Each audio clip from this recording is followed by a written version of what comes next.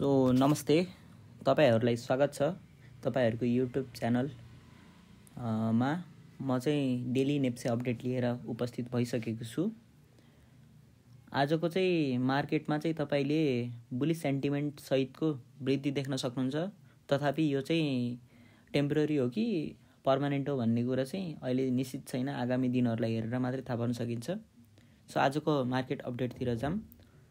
हाम्रो मार्केट बढेर 2596 को बिन्दुसम्म पुगेर हल्का घट्यो र 2588 बिन्दुसम्म पुग्यो र फेरि नेक्स्ट रनमा चाहिँ मार्केट 2616 को बिन्दुसम्म पुगेर केही न्यून मात्रामा घटेर चाहिँ कन्टिन्युअसली बढेर नै बन्द भएको छ र अन्तिममा चाहिँ 2621.86 बिन्दुको गेन गरेको छ र टोटल चाहिँ गेन चाहिँ 39.13 बिन्दुको रहेको छ आज र मार्केट चाहिँ 1.51% ले बढेर चाहिँ अन्तिममा बन्द भएको छ हैन। सो आज 231 कम्पनीका लगानीकर्ताले कमाउनु भएको छ भने 12 कम्पनीका लगानीकर्ताहरूले यो वृद्धिका बावजुद पनि गुमाउन पुग्नु भएको छ हैन।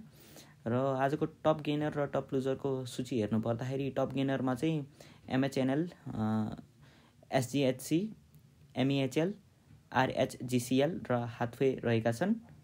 अनि टप टर्नओभर चाहिँ हाम्रो हिमालयन रिइन्स्योरेन्सको भएको छ भने त्यसपछि चाहिँ NRIC, GMLI को भएको छ।